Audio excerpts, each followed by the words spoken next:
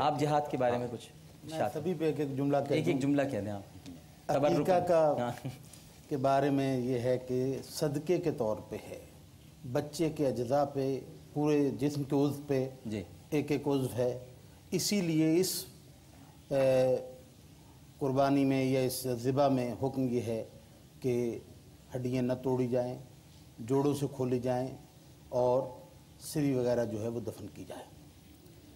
جہاد اس دور میں جیسے مفتی صاحب نے کہا کہ ہمیں سوالات بھی ایسے ہی کرنے چاہیے، تو جہاد بالنفس سب سے پہلے کہ انسان اپنے آپ کو سدھارے، پھر دیکھے معاشرہ جو ہے وہ بالکل صحیح. یہ کہ دوسرے سے کیا تعلقات ہیں یہ بعد میں دیکھا جائے گا کہ میں اسے کیا ترغیب دیتا ہوں، پہلے اپنے آپ کو پہلے اپنے دل کی دنیا بدلے. بالکل ٹھیک. طلاق کے مسئلے کے لیے چاہیے یہ کہ پورا مطمئن ہو کے جذباتی طور پہ نہیں، صرف بات سن کے نہیں، کیونکہ ذمہ داری اس شوہر پہ ہے. یہ نہیں کہ وہ گھر والوں نے کہہ دیا تو وہ طلاق دے گا، نہیں، کچھ اسے بھی وہاں جواب دینا ہے. یہاں تو شرعی طور پہ طلاق ہو جائے گی ہمارے برادران کے مسالک اور ان باتوں میں، لیکن وہاں بھی اسے جواب دینا ہے. لہذا اسے چاہیے کہ اس کی ساری تحقیق کر کے اس کے بعد، اور اسی لیے ہمارے ہاں طلاق جو ہے وہ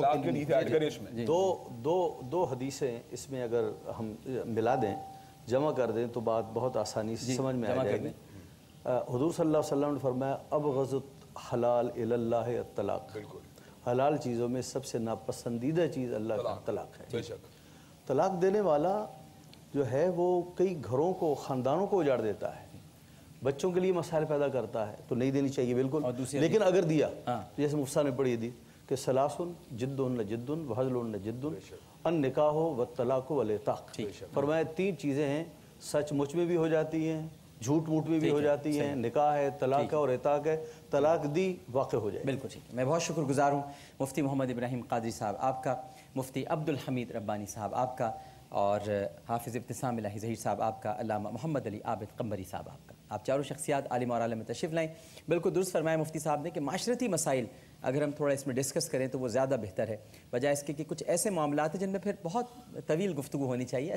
یہ تو مکمل ٹاپکس ہیں جہاد، اسے ہم ایک نشست میں ختم نہیں کر سکتے. بارگاہ رسالت میں آپ صلی اللہ علیہ وآلہ وسلم میں عقیدت کے چند پھول نچھاور کرنے کی سعادت حاصل کر رہا ہوں. پوری دنیا میں جہاں جہاں اس وقت ہمارا یہ پروگرام دیکھا جا رہا ہے، سب سے گزارش ہے کہ ایک مرتبہ مل کر محبت سے درود شریف پڑھ لیجیے.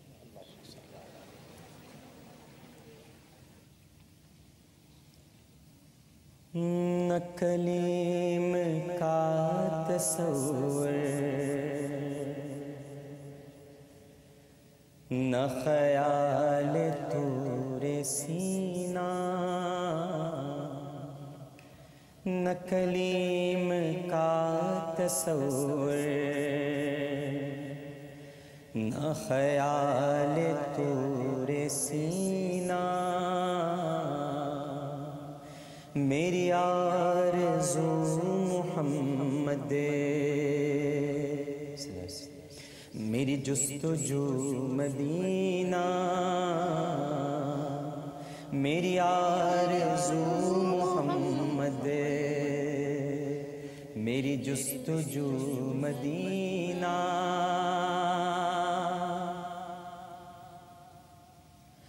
میں مریض مصطفیٰ ہوں، مجھے چھیڑو نا طبیبوں. میں مریض مصطفیٰ ہوں، مجھے چھیڑو نا طبیبوں.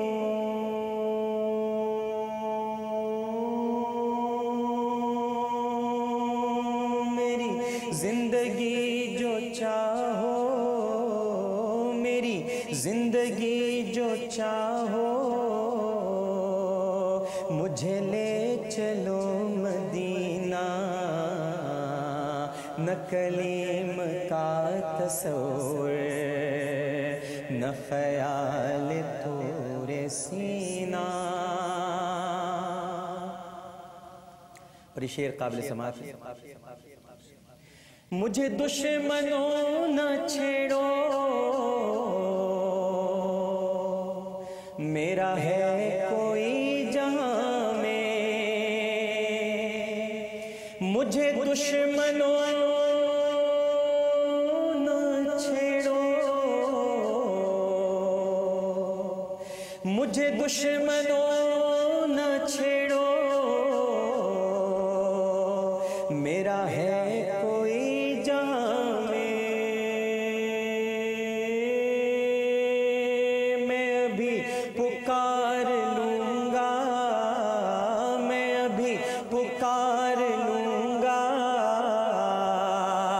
نہیں دور ہے مدینہ میری آرزو محمد، میری جستجو مدینہ، سوائے اس کے میرے دل میں کوئی آرزو نہیں ہے، سوائے اس کے میرے دل میں کوئی آرزو نہیں ہے، مجھے موت بھی جو آئے، مجھے موت بھی جو آئے تو ہو سامنے مدینہ، میری آرزو محمد، میری جستجو مدینہ، کبھی اے کلیم دل سے نہ مٹے خیال احمد، کبھی اے کلیم دل سے نہ مٹے خیال احمد، اسی آرزو میں مرنا، اسی آرزو میں مرنا، اسی آرزو میں جینا، نہ کلیم کا تصور، نہ خیال طور سینہ، میری آرزو محمد، میری جستجو مدینہ۔